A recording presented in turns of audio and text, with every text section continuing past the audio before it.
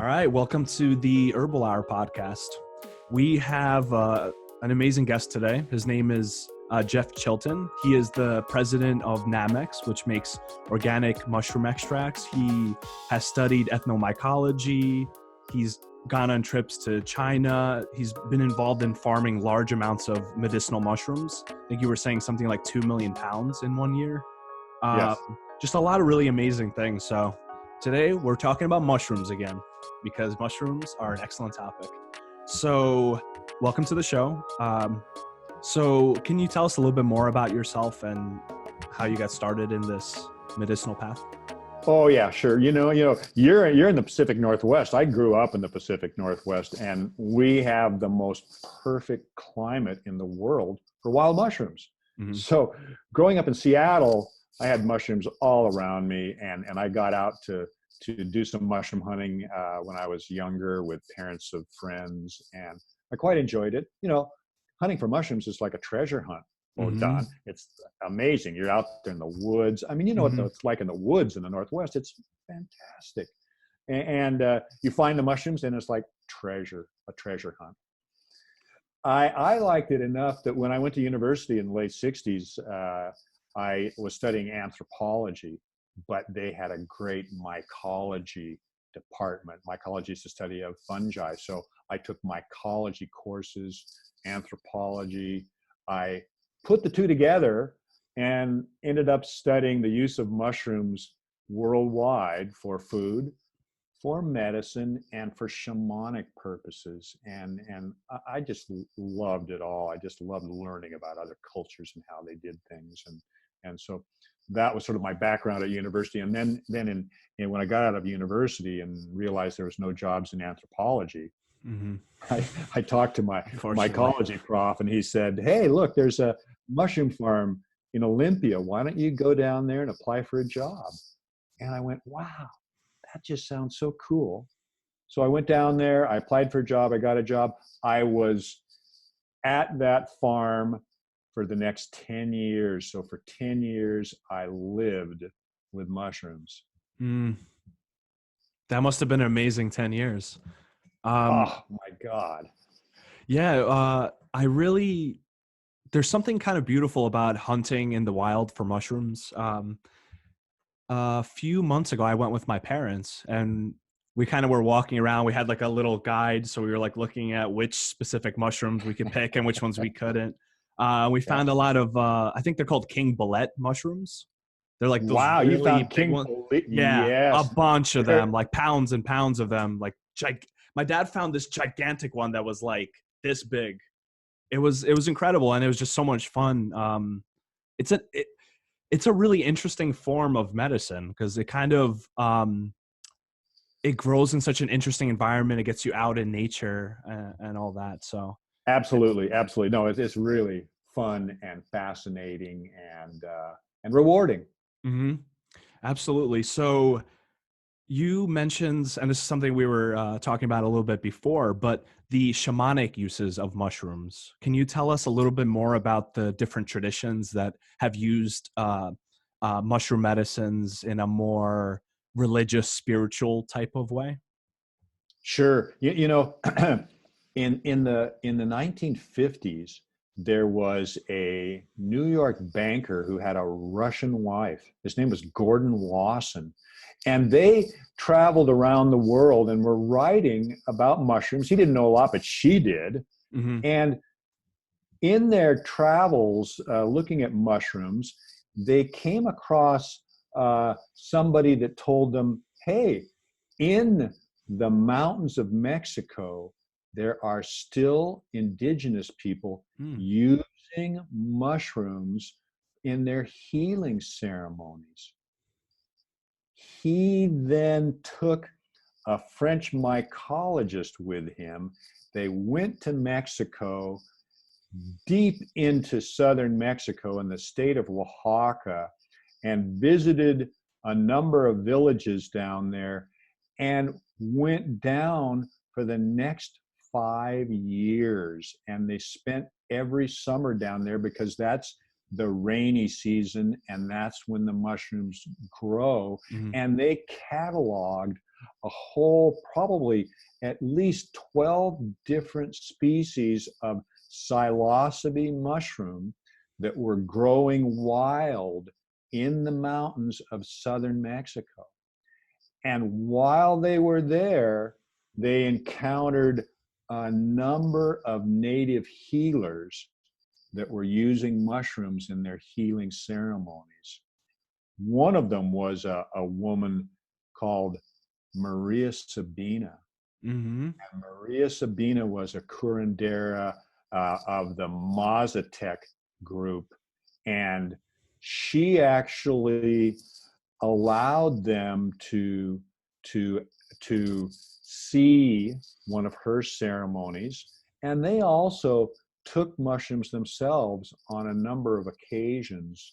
And so because of those 5 years, they brought back this information about the ongoing use of mushrooms in southern, and look, at that point in time, nobody in the world knew that this was still going on, that there were still people somewhere in the world that were using. They knew about the fact of people using them in Siberia, and ultimately Gordon Wasson, the man there, discovered and wrote a whole book about the fact of a mushroom at the very center of the Hindu religion, because the Hindu religion had a substance that they called soma, and for hundreds of years nobody knew what soma was.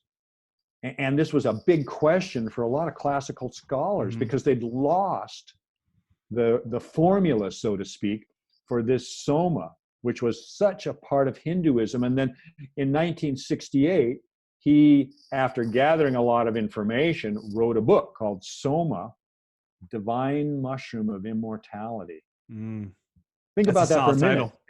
Yeah, and not only that, getting back to his trips to Mexico, in 1957, there at that point in time, there's a magazine in the United States called Life magazine, and it's a big, colorful, mainstream magazine.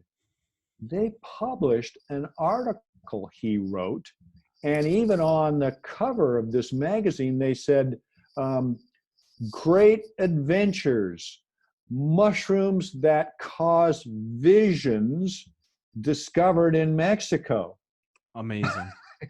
Amazing. Can you imagine? Yeah, this is way before prohibition of those kind of things. Before, yes, exactly. Way before the 60s, when all of a sudden it kind of blew up. But this was a mainstream magazine, and this was just kind of like, isn't this interesting?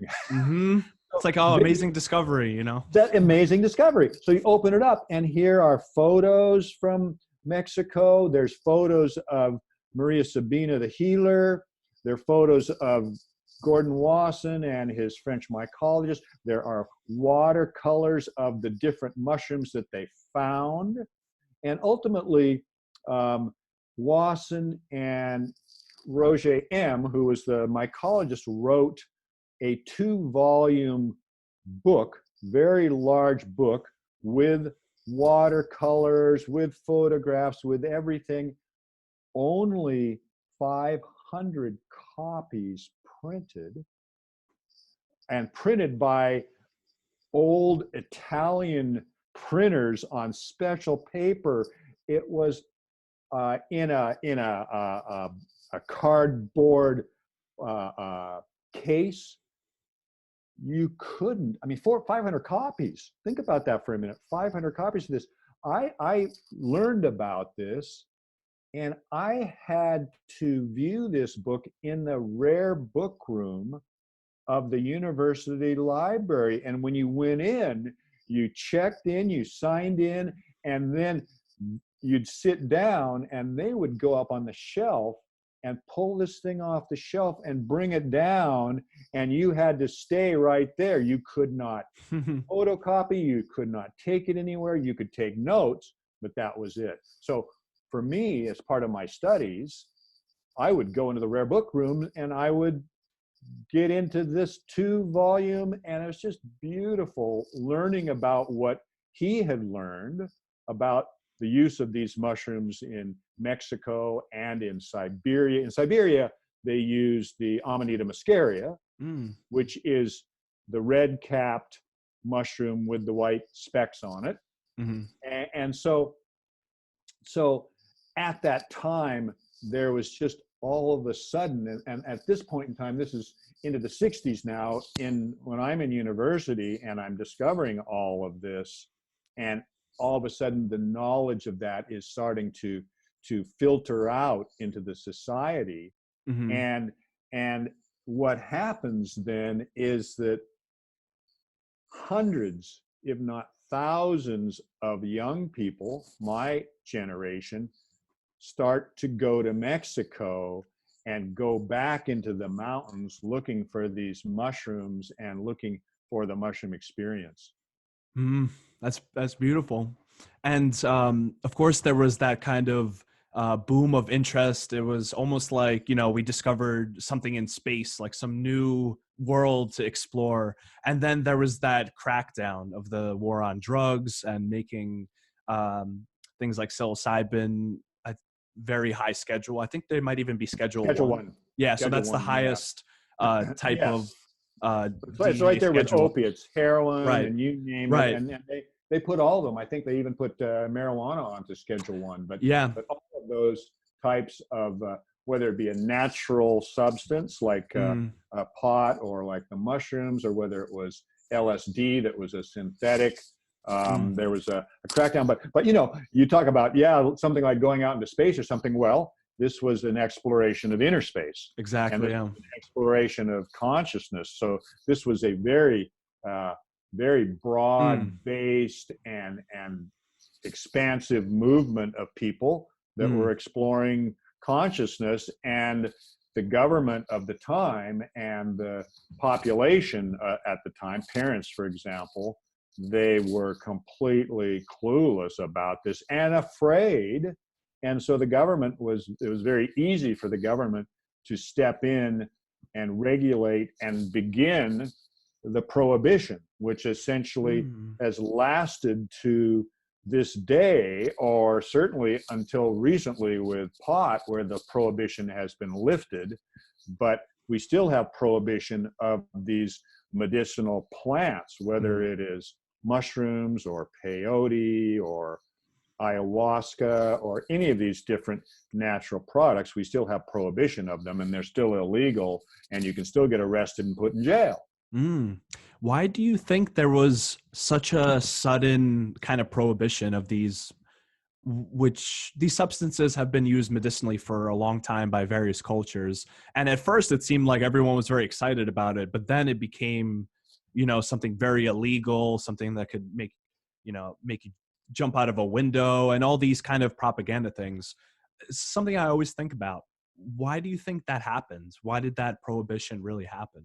Well, remember this, the original prohibition started in 1937. In 1937, the United States prohibited marijuana and also prohibited opium and a number of other types of, whether it be drug products, or because before that, they had all been illegal. I mean, all been legal.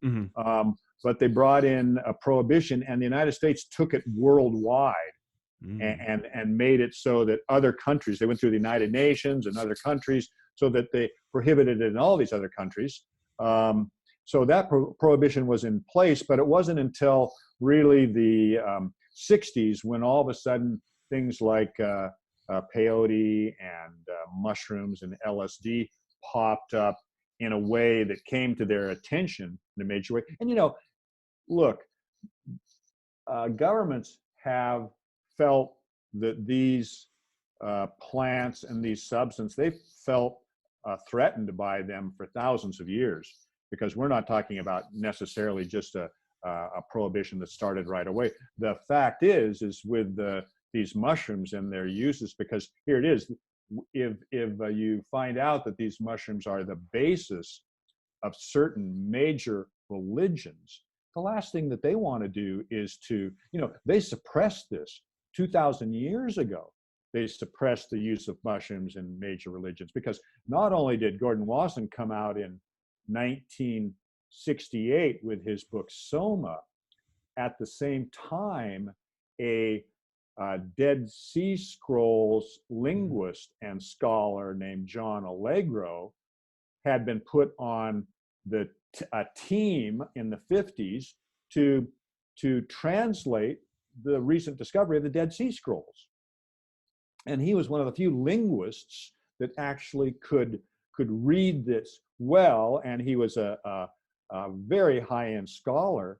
And in 1968, after looking at these Dead Sea Scrolls, he comes out and writes a book called The Sacred Mushroom and the Cross, which essentially says, look, early Christianity and a lot of these early religions were based around a mushroom. Not only that, I mean, all of those cults were also originally fertility cults. Mm. So there was also sex involved. Holy smokes. Sex, drugs, what's next? Rock and roll? Right. So this was just like absolutely untenable for governments, because again, they'd been suppressing this for years and years and years. So the same year that Gordon Wasson comes out with his Soma, Divine Mushroom of Immortality, we have a book that says, oh, not only is this mushroom at the root of Hinduism, it's at the root of Christianity. Can you imagine? Mm-hmm. Can you imagine? Well, anyway, it didn't go over very well, but it kind of let the genie out of the bottle. And actually, if you go out, because now people have started to really look, they have found mushrooms in stained glass windows of churches in Europe. They've found frescoes with mushrooms. Once you start looking, you find them in buildings, in writings, historically and prehistorically, in stone paintings around the world. So all of a sudden we have mushrooms like, okay, how come we didn't know about this? Well, because thousands of years ago, they actually were suppressed and prohibited. So this is nothing new. I think I just kind of had an insight as you were talking of why that might have happened, why even back then they were suppressed. And I think it has to do with the way that religious institutions got power over people. So the way that they got power over people is you need to go through the priest to get to God. And the priest is the only way to God. But with entheogenic mushrooms and that, you don't need a priest. In fact, that could actually be detrimental to you finding what you can find. And it's more of an individual connection with divinity. And of course, people were having these experiences and waking up in all sorts of ways, and then probably becoming political dissidents. So they were like, this is not good.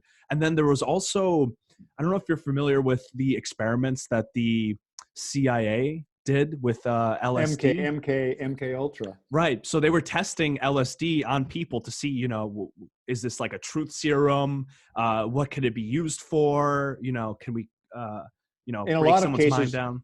And without even telling them either what was going on. I mean, that was part of what was happening as well. So, but no, your point is well taken, because that's exactly what happened. Is that when it comes to religion, it is a way to control population. So the religions are working hand in hand with government to control people. And the last thing they want is somebody to be able to have a direct line to this other consciousness and what was actually the religious experience that was kind of at the basis, in my opinion, of all of these different religious ideas. But over time, what happens is that as you build up this separate caste of people who are the organizers, and it becomes more solidified and more ritual and all the rest, all of a sudden it's like, okay, no, we want this knowledge. We don't want you to have it. You have to go through us for any of this. And at some point, they're taking these actual plants that are giving people this experience. They're just taking them right out of the whole thing and replacing them with, let's say, a wafer and wine. And it seems, looking through history, that these substances were often used by these kind of elite secret groups. Like, I don't know if you're familiar with the Eleusinian mysteries. Yes, of course. So they used basically, what was it? It was some kind of preparation, they think, of ergot, which is a mold that grows on rye bread that actually is I believe the precursor for LSD. So it's like Yes, kind of... Yeah, no, absolutely right. There's a whole book on that, The Road to Eleusis, and this again is Gordon Wasson and Albert Hofmann, who discovered LSD. Yeah. But you know what? My personal thing is I don't actually agree with them on the whole ergot thesis. To me, there's too much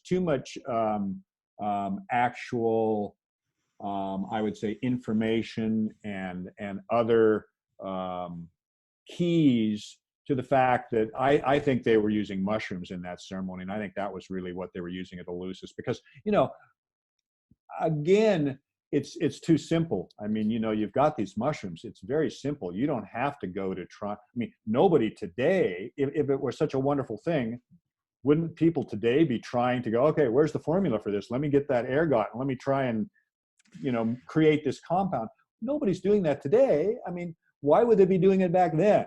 And ergot, for goodness sakes, it's very it's pretty poisonous. Yeah, it is.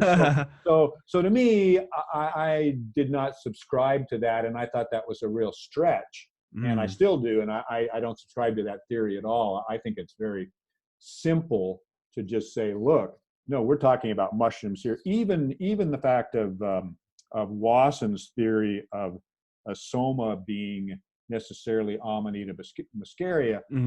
My own feeling on that is it could have been one of the things there. But I mean, look, if you look at a Hinduist iconography, and if you look at the figures, they have a god called Krishna.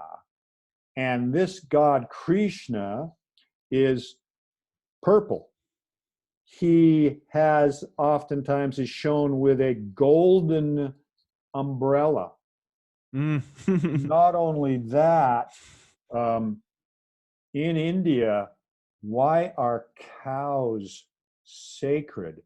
Well, psilocybe mushrooms grow out of cow pies, directly out of them.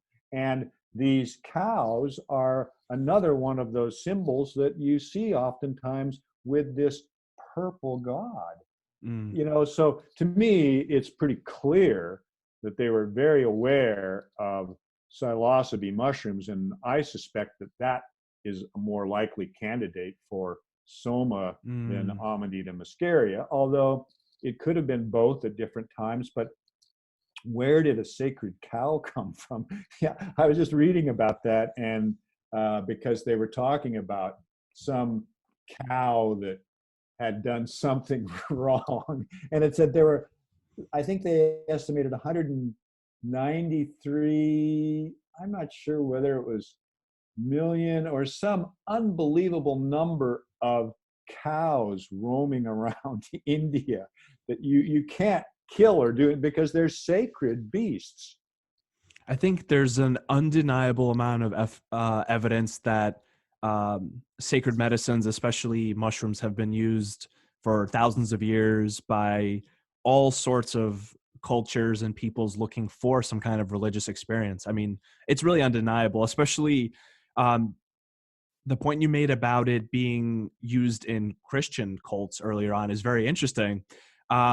Most people don't know that, but you can actually look up these paintings where there's like a picture of Jesus and or some like saint, and there's just like a Amanita muscaria, like a red mushroom with like dots on it, like swirling around the background. You're like, this is from like 300 AD. Like what's up with that? Like why were they putting Well, mushrooms in their paintings? and Well, that's probably why.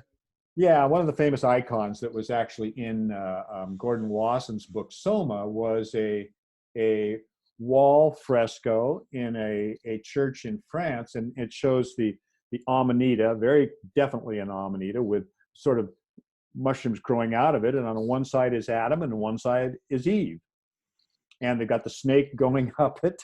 Wow, Well, yeah. you know what? Think about that for a second. I mean, forbidden fruit and all the Yeah. rest. I mean, and the tree of knowledge and all of these things in it. So if you look at all of the mythology and the history of it, Mm, and when you start to look at it from a different perspective, where you put the mushroom in there, a lot of things fall into place and make a lot more sense than the standard straight biblical interpretations. right, absolutely.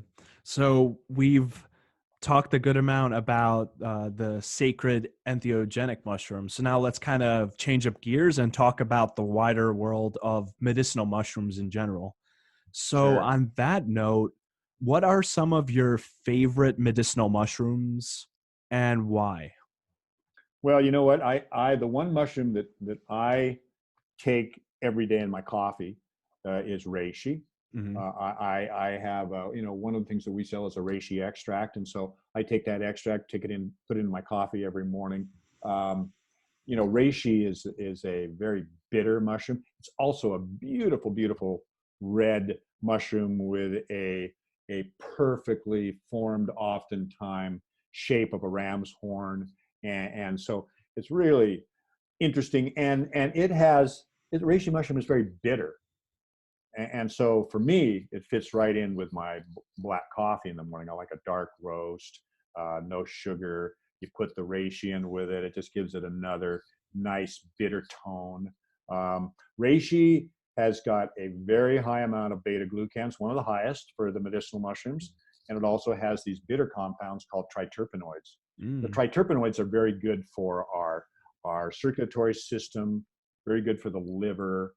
So you combine that with the immunological side of things. So it has the immunological beta glucans, but it also has this other group of compounds, the triterpenoids. So it's kind of a special mushroom, in my opinion. It's something, and also in China, Hmm. when you're over there, and if you've got eyes to see, you see that it's in a lot of architecture, it's in a lot of art. So they've got mythologies about it. So all of those denote the fact that this is a special mushroom, and they call it the mushroom of immortality. Hmm.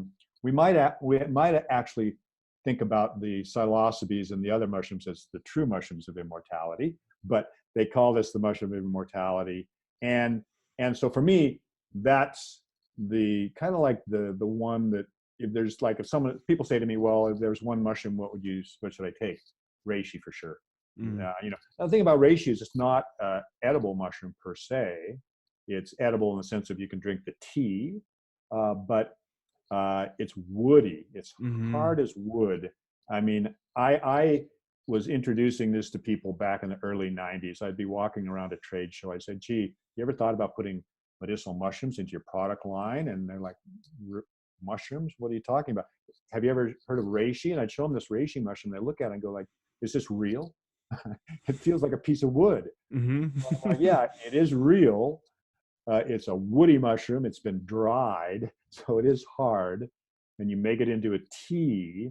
But that's kind of what it was like in the early 90s. Is nobody had medicinal mushrooms in their product line, so trying to introduce that into the herbal world was a major deal. I mean, there was very few herbalists at the time that really knew about mushrooms. I mean, one of the few that did was a man named Christopher Hobbs, who's a botanist, and he's written a book called Medicinal Mushrooms, published it in 1986, and is an expert on them. And so he was a great ally to have in that he was very much part of that botanical herbal community. And so he really helped to introduce mushrooms into that whole kind of supplement industry.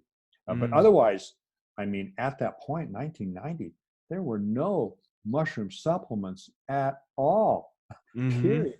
Mm-hmm. So trying to introduce those, and I started my company Nammex in 1989, and that was the year that I took my first trip to China. And while I was growing mushrooms commercially at the big farm and during the 80s, I was reading all about medicinal mushrooms. And I just thought, wow, this is amazing. I knew all about mushrooms for shamanic uses, and I knew about mushrooms as a great food. But then to learn about them having these medicinal effects was just like, wow, this is incredible.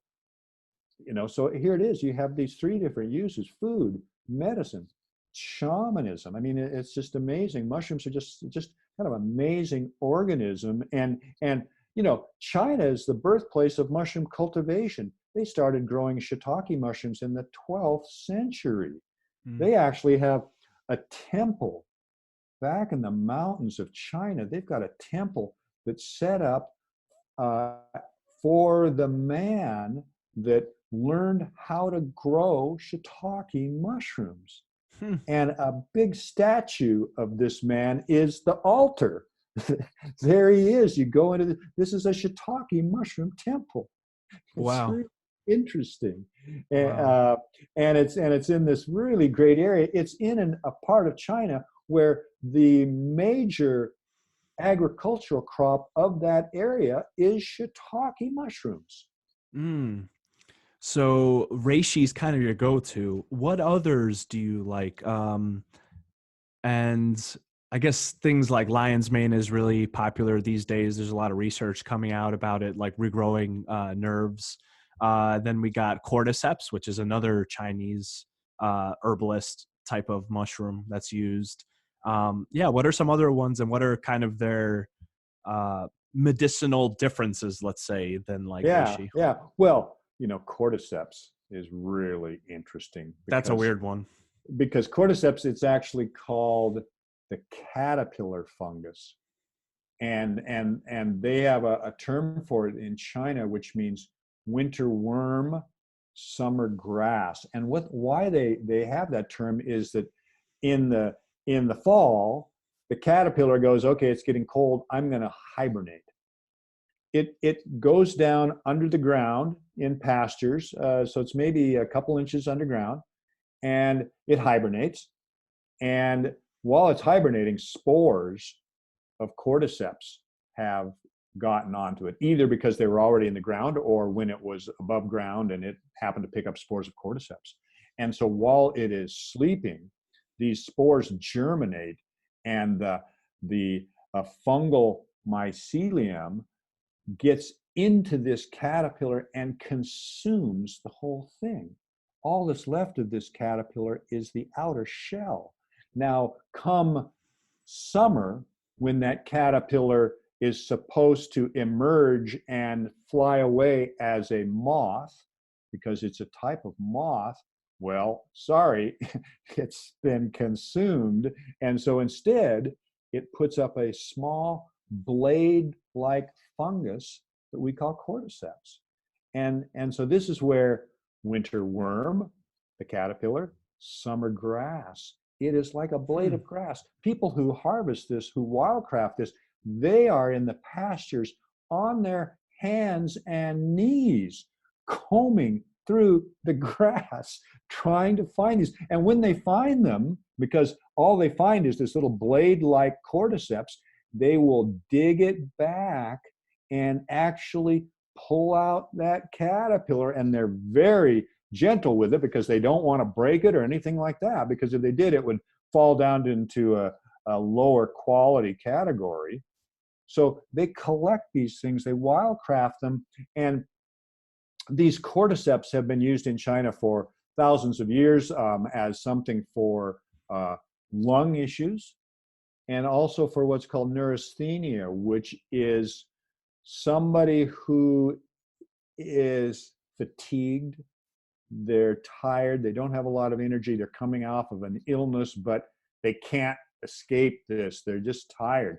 They give them cordyceps. So these are the two uses of the cordyceps, and the wildcrafted cordyceps today is sold for somewhere around $20,000 a dried kilogram. Wow. It's I think it's the most expensive herb in the world, but here and so who can afford to actually consume it? Nobody really, except the very rich. Today, and what's happened in the last 10 years is they've learned how to grow cordyceps.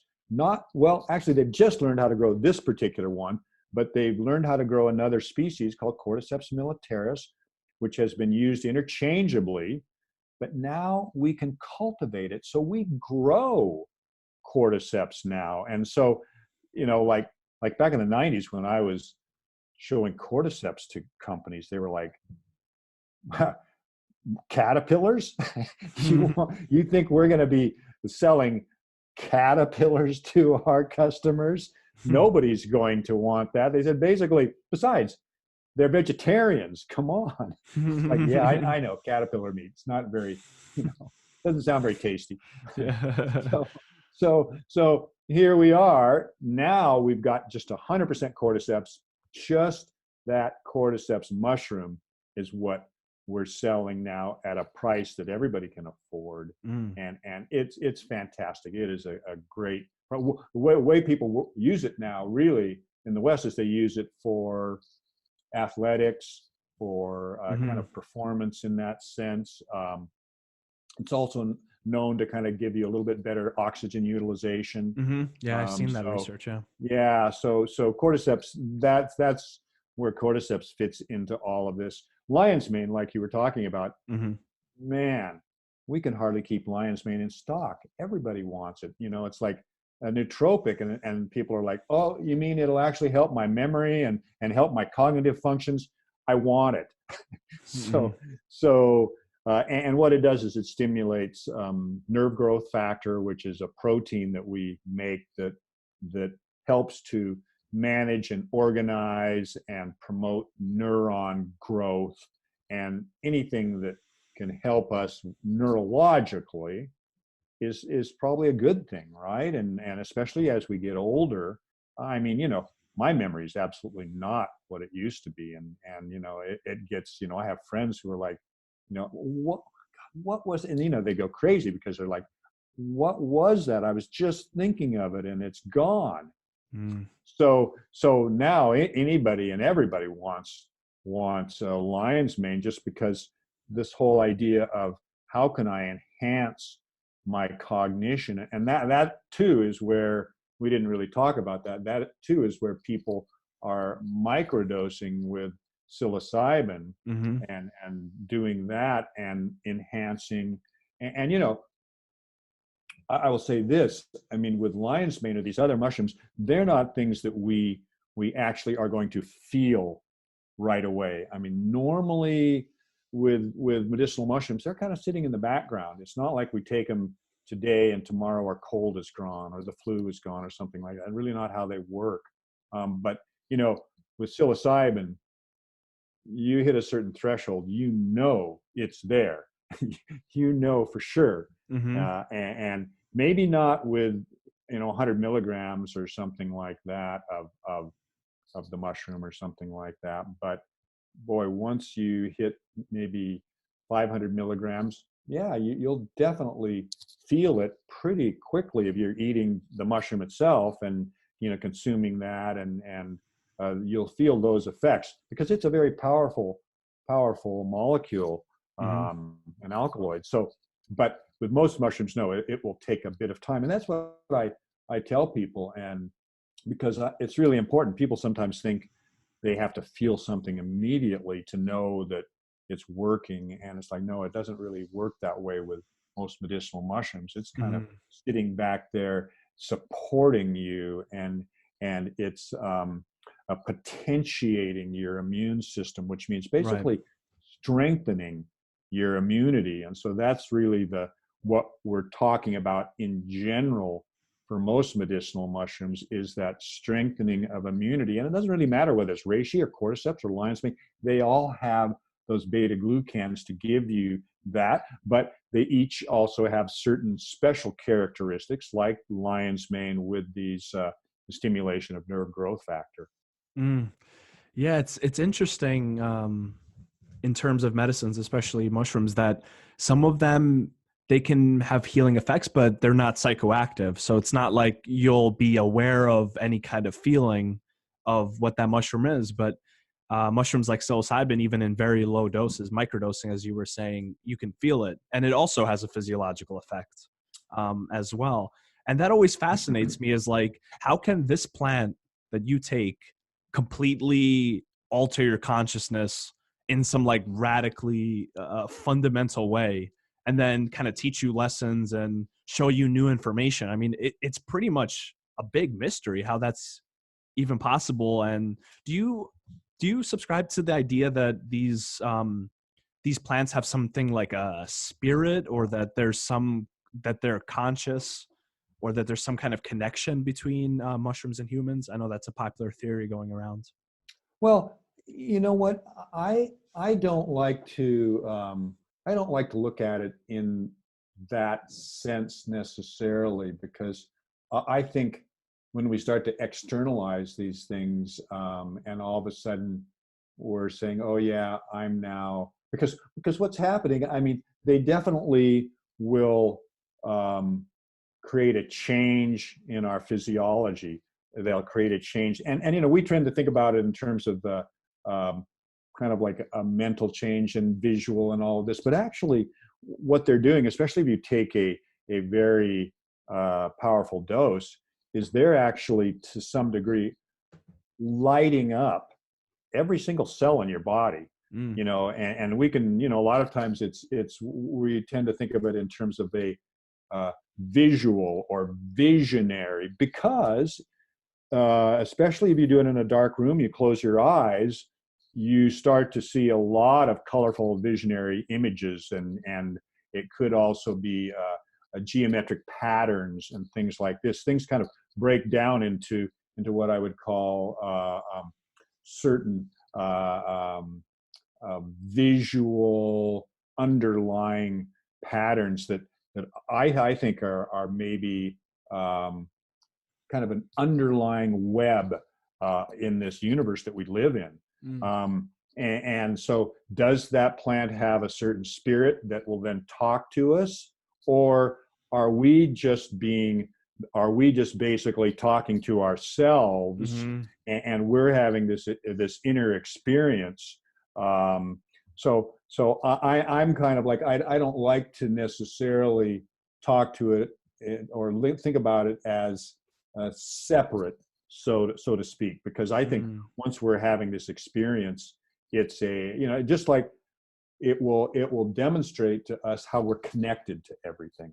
And these things, whether it be LSD or mushrooms or ayahuasca, have these different, or let's say they have this one quality of connecting us and giving us that, all of a sudden, that light bulb goes off, sort of like, oh my God, I am part of this. I am just, this is a wholeness here.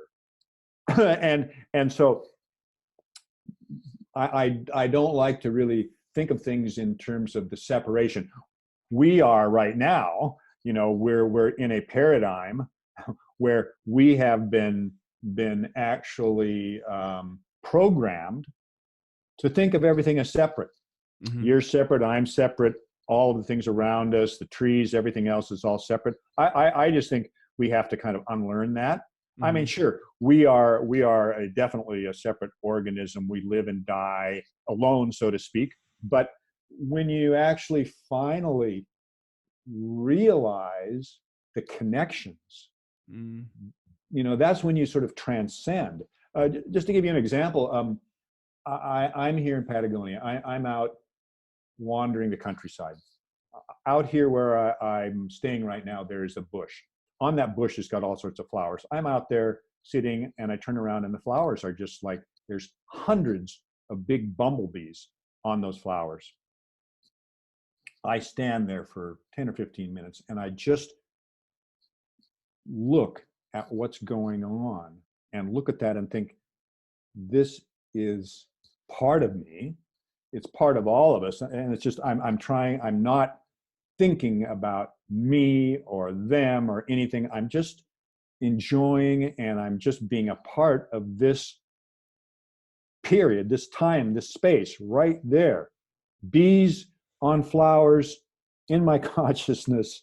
And that's really a part of it, is coming to this point where you can realize that we're all one big organism, hopefully cooperating and doing what we can to make our way through. I mean, it's just like disease or illness. I mean, it's like being out of balance. It's not, there's always these organisms out there that can cause us illness, but if we're in balance, we seem to be able to navigate through all of that. And that's really what we're doing, is we're navigating through all this. And I don't like metaphors out there that people use of, we're at war with this, or we're at war with that, or it's a battle, it's this and that. It's like, no, it's not. It's like we're all cooperating in our own way.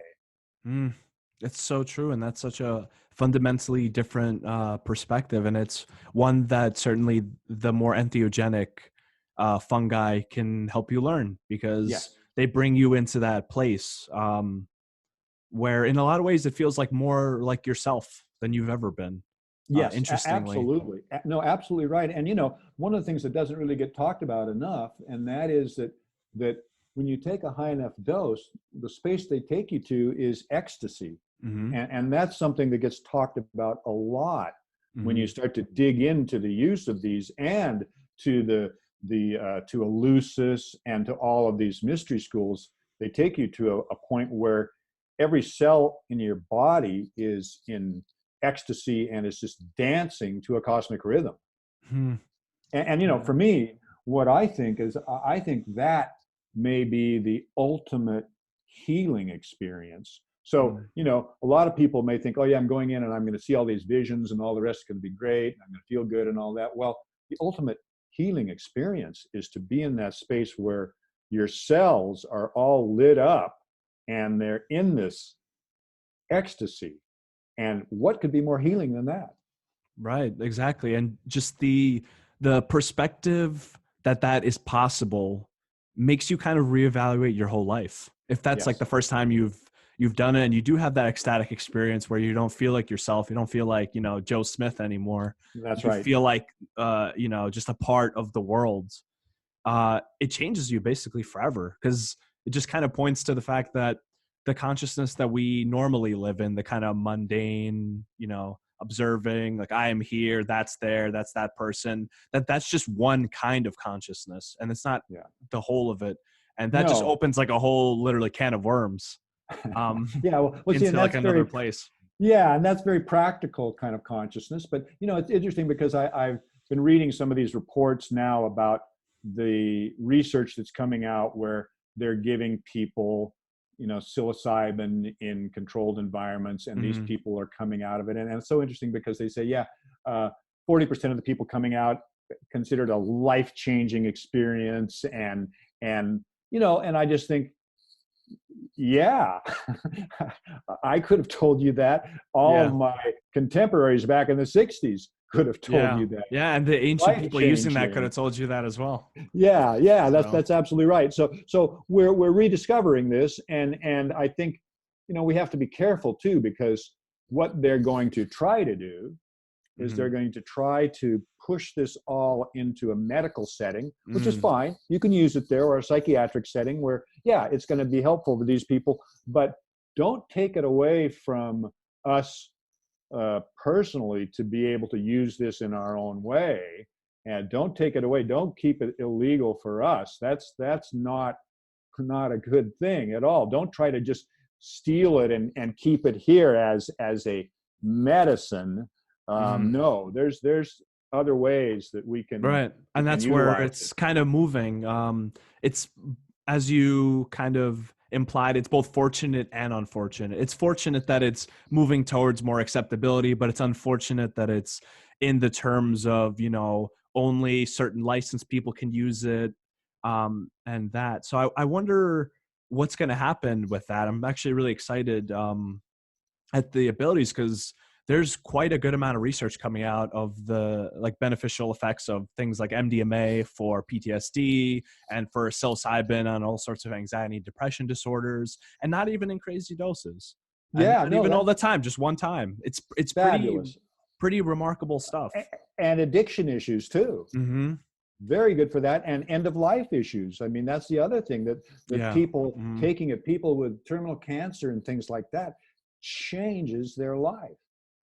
Right. They kind of see beyond the veil, so to speak, of like what Yes, could possibly happen after death, and they're just suddenly not so worried about it anymore. absolutely right. Absolutely right. And you know what? I just think the important part for government is to lift the prohibition, because all we really need is we need more people that can guide Mm-hmm. us and help us know how to utilize these Mm-hmm. plants, Mm-hmm. because that was what was missing Mm-hmm. back in the 60s, and they refused to allow it to Mm-hmm. the point where we could bring in people that knew how to use it, and they could train Mm. people, and they could educate people to how we use it, because Mm. the fact is that back then nobody really knew exactly what you were supposed to do with it, other than, I mean, a lot of times it was just, okay, in the late evening you'd take it, and you'd put some great music on, you listen to music, you'd kick back, you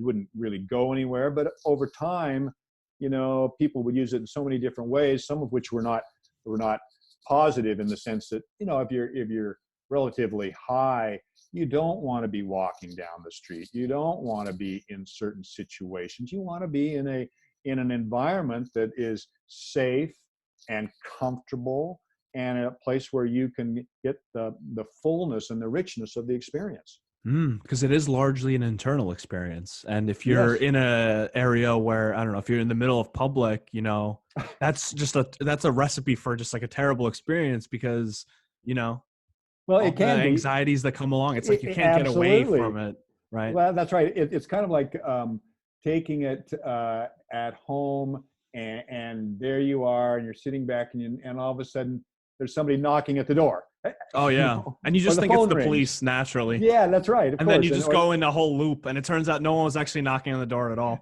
that's right. That's right. That's right. Because you just go from, I don't know. Have you ever read the book by Aldous Huxley, Heaven and Hell? No, I haven't, but I've heard of Aldous Huxley, and his work. Yeah, well, I mean, this is what he basically is Mm. talking about in this book. He says, look, you can take this, and you could go to either place with this, Mm-hmm. so you really have to be ready, and you have to kind of be thinking about, okay, and that's part of what's called set and setting, Mm-hmm. where you don't want to do this when you've got so many things on your mind that are just worrying you and stressing you. No, it's not going to help. And that's like a perfect example of going straight to hell. Mm-hmm. It's like you need to be in a safe place. You need to be where maybe someone else is handling all those kind of things. It's quiet, it's comfortable, and then your mind, your whatever it is just kind of, that's calmed out too. You don't have any of those, oh God, I've got Mm-hmm. to do something later on, or this or that. No, it's all, and that's why some people go off to retreats to do this, because they leave all that Mm-hmm. behind. And that's where having those groups can be important, especially if you don't have just like a group of friends that you can do Mm-hmm. it together with. That's where that all comes Right. in, and so I that's think so very important. heaven and hell is a perfect way to describe it, because in a lot of experiences, you'll actually go through both and rapidly cycle throughout it. Yes, yes, yeah, And that's right. that's part of the healing of it, because Yes. you can't just have the bliss. There's the whole movement of positivity and everything, but what they Yeah. kind of forgot, because they didn't study adequate enough amount of Carl Jung, is that there's a whole shadow side to life, and the shadow side is just as important and meaningful as the light side. And those medicines will kind of bring you through a journey where it's like you choose where you go, and the more you resist, the more you'll actually go there. So it's very Yes. helpful in that way. And one And thing that's, about mhm, well, I was about just gonna like say that's so yeah. true. Yeah. So about the like about how it's becoming medicalized and used in a medical sphere, I think that runs the danger of missing out on how the ritual aspects of the experience are incredibly important for the healing. It's not, see, it's interesting from a Western perspective and a scientific perspective. It's being studied as like, there's this chemical and it just like can heal PTSD. Whereas like the ancient traditions, they had that as part of it. They didn't obviously know about the chemical aspect. But if you do it in an overly medicalized setting, like imagine going to the doctor's office and he gives you like a psilocybin tab, and yeah, you might have a great experience. You might feel kind of a little bit weird with the lighting, and it's kind of like a weird setting to do it. Totally. But I think you won't get as much as if you do it in a way that is in harmony with deep human values, deep natural values. Like one of the biggest things is just being out in nature, just being out by trees in a forest. That's the recipe for having a way deeper, way more meaningful experience. In fact, one of the common things that people experience when they do something like psilocybin or LSD is they immediately just want to go outside. Like they don't want to be in their house. And it's questionable whether we ever really do. And that feeling is just kind of like, it's suppressed. But the second we're in that state, we're just like, gotta be outside, gotta be part of this world kind of thing. But I think that if somehow there could be a sweet spot reached where it could be used in a medical setting, like in a very kind of pharmaceutical type of way, where it's like, you have this safe room, you have this music, there's nice like scenery in the room, and you have a guide to help you through and make sure, like, if you feel like you're having a heart attack, they'll like listen to your heart and be like, you're fine, just kind of like as a way to help you out. But also allow it to be used recreationally, in legal terminology, like anyone could buy it over a certain age or something like that, so that people could have their own personal journeys with it and not require, another priest to, get them I through the door. totally, I totally agree. And this is too where there is the setting, the group setting, the larger group setting. They used to have be-ins, outdoor concerts, things like that, where people had felt safe enough to take these things and enjoy it. And look, there's a couple of different ways that you can approach it. One of which, in the traditional way, is late at night in a dark room, so there's no stimuli at all, and you take it and you just let yourself go and enter into this world, and there's no other stimuli there except you. The other way, like you were just talking about, is to go out to a nice place in nature and to be in this beautiful environment, usually in the summertime, and enjoying all of the trees, the plants, the animals, whatever it is, and feeling a part of, let's just call it, Mother Nature.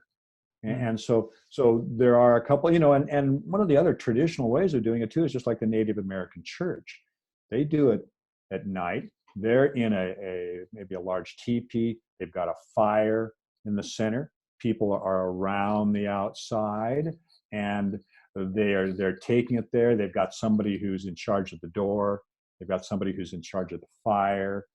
They take the peyote, gets passed around. They take what they need as they go around, and as the night progresses, people will sing. There'll be different songs and things like this. So there are certain ritual settings that we can learn from, and are appropriate for certain people, and certain people who may feel as comfortable as doing it with a friend or a lover or whatever in a natural setting, or late at night in their own home in a safe place where there's absolutely no external stimuli. You don't have a fire. You don't have anything else. You're just you and the universe.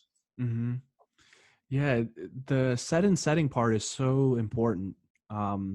It's unspeakably important, because these medicines, they don't really like do something to you. They kind of put your mind in a certain state where a lot of different things can happen. So like, depending on if you use these medicines at night, you'll, with eyes closed, laying in a room, you're way more likely to have all sorts of visions, all sorts of visionary experiences.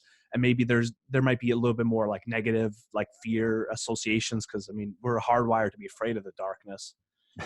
So like that will come out for some people. Whereas if you do it outside in nature during the day, it tends to be much more like blissful, much more like extroverted of an experience, because you'll feel like you're actually one with nature. Whereas when you're alone in the dark, like it's very like introverted. You're like one with yourself and the universe. But they both bring you to the same place, but just through like a different mechanism. So setting Yeah. is super, super important for the Well, difference yeah. between good and bad And experiences. and you know who actually was the person that brought that concept to us back then in the 60s was Timothy Leary.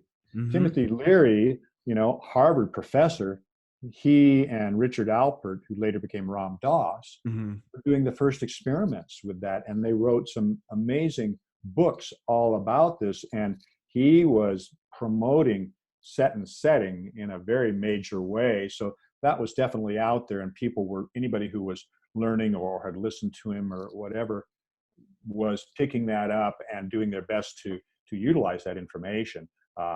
So yeah, it's very important. And if you want to read some interesting books by classicists like Aldous Huxley, Heaven and Hell, and the other one that he wrote was called Doors of Perception. Mm-hmm. And Doors of Perception is another just fantastic. And he also wrote a book called Island, which was published in 1962. It was his last book, and it was about a utopian society based around people that utilized mushrooms as a initiation for young people. When they reached 18 or a certain age, they would be initiated into the society using mushrooms. And so he's got a number of books which I highly recommend to people. I mean, they were very influential books back in the 60s. Very influential I'll books. definitely have to check him out. And also Jordan Wasson or Gordon Wasson. Gordon Wasson, yeah, I'll Gordon have to check him Wasson. out. Yeah, very interesting. The whole and you've already got some of his books. I mean, he's got so many books that he's written on the subject. About certainly Eleusis, and there's a number of people that he worked with besides Albert Hofmann, but another classical Greek scholar named Karl Ruck that published a number of interesting books on. And I think even Karl Ruck, who initially was part of the whole Road to Eleusis book that Wasson and Hofmann published, Karl Ruck was the classical scholar that was part of that, where they brought forward their ergot theory. Karl Ruck has later on changed his mind, and he really now has written another book about the fact that he believes it was mushroom that was at the root and was the plant used for the initiations at Eleusis. Right. So I wanted to ask you, what inspired you to go to China to kind of learn more about mushrooms and produce there? Well, you know what? If you're looking for information about medicinal mushrooms, that's where it all is. And it's like it's utilized in traditional Chinese medicine. Right. There is a little bit of history in the West with medicinal mushrooms, but it's not very strong. They didn't use very many mushrooms like in classical Western botanical medicine and things like that. So China was just definitely the place to go. That's where they were growing all of these other species. That's where, again, like I was telling you about all of the research institutes they had there. The thing about having a population like that, I mean, it's just incredible when you have that many people. You end up with that many more scientists in every single field. It is just amazing. And not only that, all of the small mushroom growers all over China. No, it was just, for me, it was kind of a mecca in a way. And I was fortunate enough too to be over there early in 1989, my first trip. So I've seen the changes that have taken place in China. When we travel to China today, we travel around the country in trains that are going 300 kilometers an hour. That's like 200 miles per hour. Wow. In bullet trains that are comfortable, and they just zip through the countryside, and they've got highways over there that are as good as anything we've got here. Their infrastructure is brand new. Everything is brand new over there. It's just a changed culture, and I've seen that from my first visit till now. I've seen that transformation. It's been quite incredible. But the fact that they have so many mushroom scientists there and they're doing so much work, and the fact that here's a factoid for you: China grows 85% of the world's mushrooms. 85%.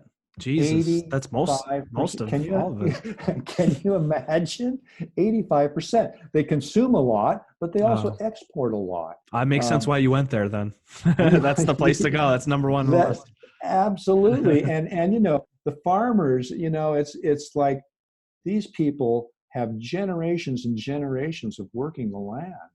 And they are so organized, and their mushroom crops are such high quality, and the crops that they get are high yield. I mean, it's just very, very impressive, and they're wonderful people. Mm-hmm. They are wonderful people. I mean, I'm just so happy.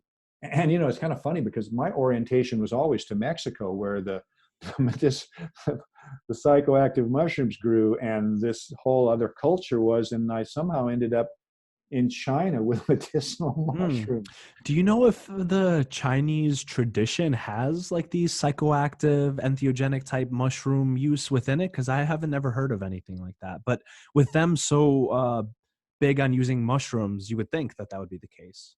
They absolutely do have that tradition, but it is buried, and no contemporary Chinese would probably know anything about it.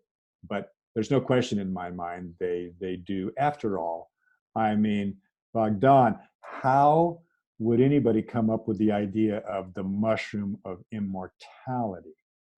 Right. Right, exactly. It was those Taoists. 100%. Yeah. We're using it. Yes. I mean, come on. Yeah, really? Right. Yeah, exactly.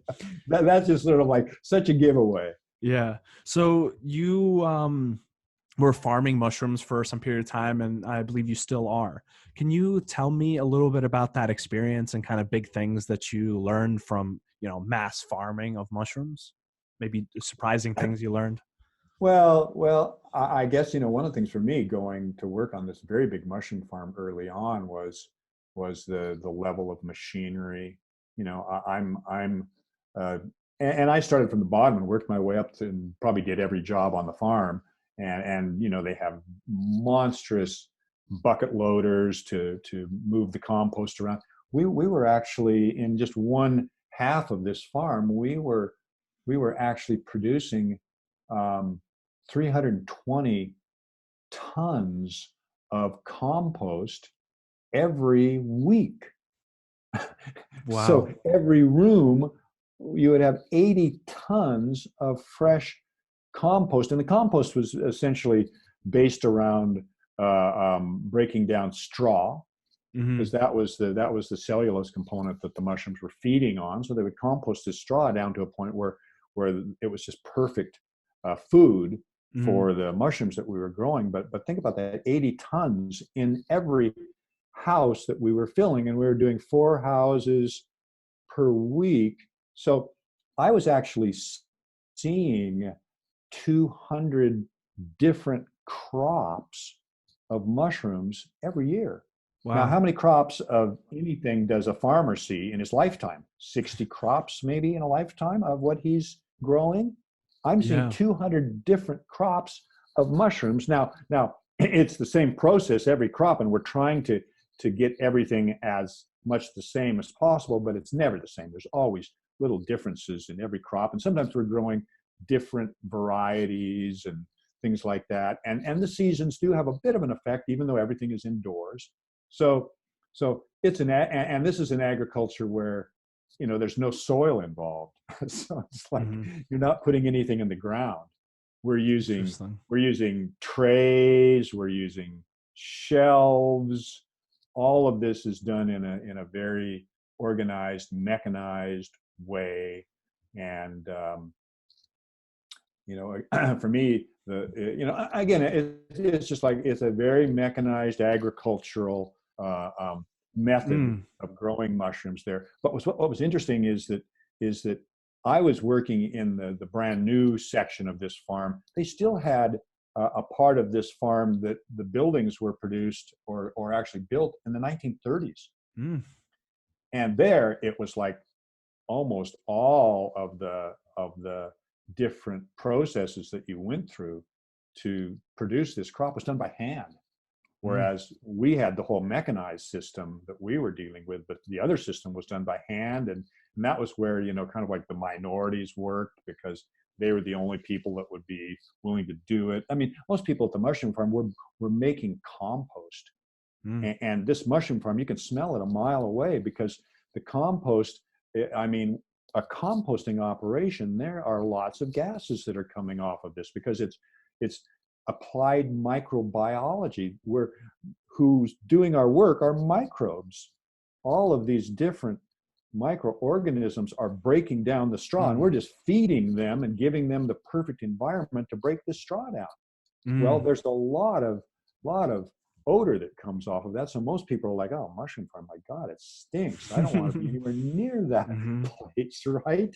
And Exactly. I've Yeah. built compost piles. I've run machines through compost piles to turn them. I was part of all of that, and I was fascinated, actually, because again, it's applied microbiology. There's times when I'd be out there with a probe, probing into these piles at the center of these compost piles. It was 180 degrees.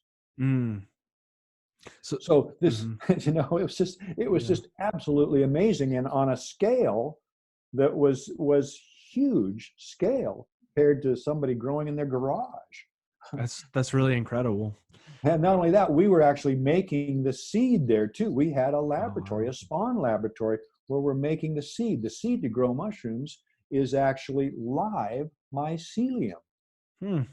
So we would sterilize grain, we Mm. would put live mycelium on it, it would grow out, and then that Mm. grain, each grain had coated with mycelium, and you would spread that out into your tray of compost, and it Mm. would get turned in, and then every one of those grains would have mycelium, and it would start to grow out. And this is all through, and then that mycelium would colonize your compost in 2 weeks. Boom. Wow. Wow. That must have been something incredible to watch that. Oh, it was, yeah, because essentially, when you're filling 4 crops a week, well, remember, it's a 90-day cycle. So that crop that you just filled in, okay, the first week it's pasteurized. After the pasteurization, it comes out of that room, gets put onto the machine, and it is spawned. You put the spawn into it, now it goes back into the room. 2 weeks, mycelium runs completely through this. At that point, we take it out, we put a layer of peat moss on top of it, back into the room. Mycelium grows up into that peat moss, and then we change the conditions, and all of a sudden, mushrooms start to, small little, what we would call pinheads, start to cover the complete top of that peat moss that we put on the compost. And next thing you know, within a week or so, those small little pinheads would grow into mature mushrooms, and in come the harvesters. And they would Mm. harvest now that crop for about 30 days, 4 different flushes, until by the time the last flush came along, the yield was very, very low. First flush, very high. They would drop down to the last flush, very little, and maybe you'd start to get some disease in there. Boom, out it Oh. goes. You're dumping it, and then you've got all these other crops behind it. So you've got a 90-day rotation. So they were like harvesting the mushroom tops, but leaving the mycelium so that it would like regrow. Absolutely right. Yeah. That's So that's so that's once you awesome. harvested the first crop, the first group of mushrooms that came off, the beds would rest for about 4 or 5 days, and then you'd see new small little mushrooms, which we Wow. call primordia or pinheads, start to grow up, and then they would start to grow up to maturity, and the harvester would go in. And this would happen 4 times, and after the fourth time, the yield Mm. was low enough that you went, okay, we're not going to get any more. That gets taken Interesting. out, it's dumped, Maybe that's why the Chinese called it the like mushrooms of immortality. Because in a way, like you just cut them off and they just come back to life. It's like you can't really kill them, especially if the mycelium is really deep. So they must have been like amazed by that fact. Well, I'm you sure know, it's that's part of interesting. it. Well, it's interesting too because when you think about it, mushrooms, um, if if the mycelium that's in the ground, if that network has food that's constantly being dropped down upon it, it will stay in that same place, and you can go back to that same place every year and gather mushrooms from it. But think about the fact that if you're in a big field, you ever seen a fairy ring? No. If you're in a field of grass, Hmm. and sometimes a fertilizer or something will be put on this field, and maybe it's got spores or a piece of mycelium or something from that one spot. That mycelium will start to grow out in a radial Hmm. manner. You don't even know it's there until the fall comes along, and on the outside perimeter, you will get mushrooms growing, and that's called a fairy ring. Hmm. And so in nature, maybe in a pasture or something like that, you might actually see that. We can see it very well in like a soccer field or a baseball field because we've got just this field of perfect grass. And so then what happens is that you get the mushrooms in that leading edge, you harvest them. The next year comes around, the mycelium has continued to move outwards, and now you get a bigger circle of mushrooms. Hmm. But what's happening is that as it's moving out, it's growing into new nutrients there. But what it's leaving behind, the mycelium is leaving behind, you're not getting any mushrooms because whatever it was that they were consuming is gone. There's nothing new that is being added to it to keep it alive. So the mycelium behind is dying off. So it's not Wow. like mycelium is perennial. It's only Mm. perennial as long as it gets fed. Mm. But if it's like mycelium growing out. Oh yeah, this is great. This is great. Boom, you hit a wall somewhere, and then it's go. Oh, I can't go any further, and I just consumed everything that I've grown over. So it stays there, and that may be your beautiful spot of mushrooms. But then you go back there the third year, and it's like there's nothing. Mm. Well, that's because it's consumed everything in that area, Hmm. and it's no longer got a food source because some of those spots will have the food source for that year, but there's nothing that's coming back and topping it up for the further years, and so that mycelium will just simply die. It's not there forever. Oh, interesting. Yeah, the mycelial networks aspect of mushrooms are always something that just blows my mind. How that's even possible? They seem kind of like almost like a community organism. Well, Um, you know what? You have to remember too that think about a forest. Think of all the roots, the tree mm, roots. right. There's the I tree mean, my networks too. God, they're all grown together in this massive forest too. I mean, there's speculation out there that mycelium is like, oh, the Earth's internet and all this kind of stuff. And you know what? The fact of the matter is no, it's not. Mm. I look at mycelium, mushroom mycelium, as being one very interesting, wonderful part of the natural ecosystem out there. But Mm. it's out there with bacteria. It's out there with all sorts of other, not just mushroom, what we think of as a mushroom mycelium, but other fungal mycelium that doesn't produce mushrooms, Mm. that's in the soil, that's also breaking down all the nutrients. There are Mm-hmm. bugs in there that are consuming and breaking down things. So it's a whole community, it's a Mm. whole ecosystem. So again, this gets back to where there's this sort of meme out there and you think, oh yeah, here it is, this mycelium, it's out there, and it's the only thing out there. No, it's just part of an ecosystem. Mm. And Mm. so again, for me, I don't like to kind of separate it out as, oh yeah, it's there and it's the internet. No, not really. That's funny. So, for people who are interested in using medicinal mushrooms or cultivating their own, uh, do you have any kind of tips, guidance, resources for them that they can use? Oh yeah, well, I would highly recommend the book that I co-wrote back in 1983 Hmm. called The Mushroom Cultivator. That gives you really step-by-step instructions on how to, if you want to create a small little culture lab, how to prepare substrates in your backyard to where you can pasteurize straw and grow oyster mushrooms, or sterilize sawdust and grow shiitake mushrooms. And so it's a great book.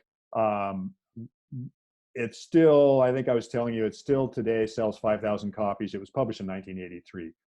So it's still a very useful book. Mm-hmm. And that's where you would really want to start. I mean, you can buy kits that will allow you to grow mushrooms, but it's a pretty expensive way to grow a crop of mushrooms. It's kind of fun for a gift or something like that. But mushrooms are not easy. It's not like planting a seed. Unfortunately, it doesn't. But rather than even doing your own lab, little spawn lab, you can just buy a bag of spawn. Lots of companies in the US that sell a bag of spawn of lots of different species.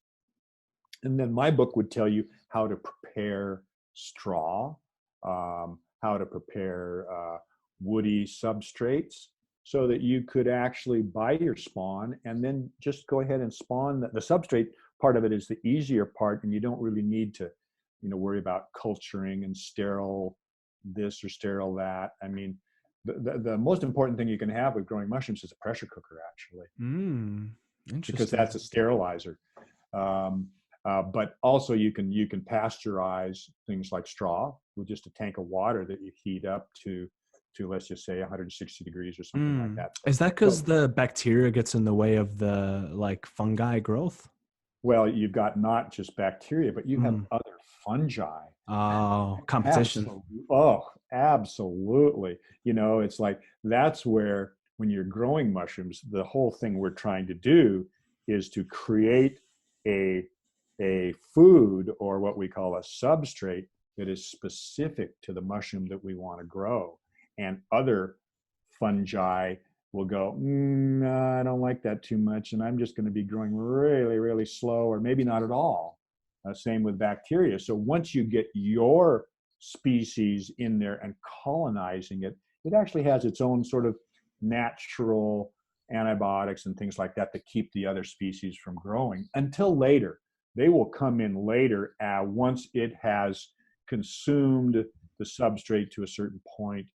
Because what's going on all the time is there's a succession of microorganisms that are consuming all of the organic matter out there. So one organism comes in, consumes what's good for it, and then it leaves behind partially consumed substrate that somebody else jumps on. So there's all these different microorganisms that are feasting on the organic matter and who are collectively breaking it all down to where plants can use it. What are the mushrooms feasting on? Like, what are the nutrients that they're pulling out of these substrates? Well, I mean, basically, when we're creating for example, a mushroom compost, we're looking at it in terms of proteins, carbohydrates, certain important minerals, whether it be potassium or phosphate. Those are the things that we're doing, because when we start out, what we actually do is we have a carbon nitrogen ratio that we start out with, and then we compute out with a formula, okay, how much protein, how much sort of sugars, carbohydrates do we need to add to this straw to actually allow for this compost to move forward. In other words, feeding the microorganisms. And what they really love is sugars. Oh man, they just, and these are mostly other fungi, but bacteria. So there's a whole different set of microorganisms that are working on this compost to ultimately create this kind of perfect protein, carbohydrate, sugars type of a compost for the mushroom to feed on. And that's, like with an agaricus compost, for example. With sawdust, if you're growing a wood decomposer, well, I mean, it's pretty easy if you just got a log. It's all in the log, right? Again, in the log, it can have a certain amount of sugars and cellulose. But with sawdust, if you're using sawdust, normally you would add some kind of carbohydrate to that would be helpful for the mushroom to grow on that sawdust. Yeah, what a remarkable creature, really. I mean, uh, plants are fascinating, but mushrooms are just their whole own thing. So, thank you so much for being on the show. I really appreciated the conversation. I learned so much. I'm gonna have to check out all these people you recommended and really get up to date on my Well, mycology, you my well sacred entheogens. you've definitely been reading some information about entheogens and that whole world, so I can definitely tell that. So Yeah, yeah, I mean, there's so much out there to read. It's absolutely. And amazing. personal Very experience is best. yes, exactly, and I can tell you've Right. had some of those. So Yeah, yeah. yeah, no, it's been a pleasure, absolutely a pleasure to speak with you, Bogdan. Yeah, it's been great. Thank you, Jeff. And for our listeners, where can they kind of find you, contact you, and what kind of products do you really stand for that you guys make? I know you make a lot of Well, organic mushroom extracts. yeah, you know what I would say is come to our website, nammex.com, Nammex.com. We have a lot of great information there. I mean, Nammex is a business that sells to other businesses, but we do have a division called Real Mushrooms, realmushrooms.com, and that's where we sell the retail products. And that also, realmushrooms.com also has a lot of great information on it as well. So come and feast on the information, and if you're looking for a mushroom supplement, realmushrooms.com would have Okay, excellent. Yeah, I will actually take you up on that one of these days. it. Absolutely. I really appreciate your in-depth knowledge, and it was a wonderful conversation. Thank you, Jeff. Thank you. Yeah, it's been a great being here. Yes.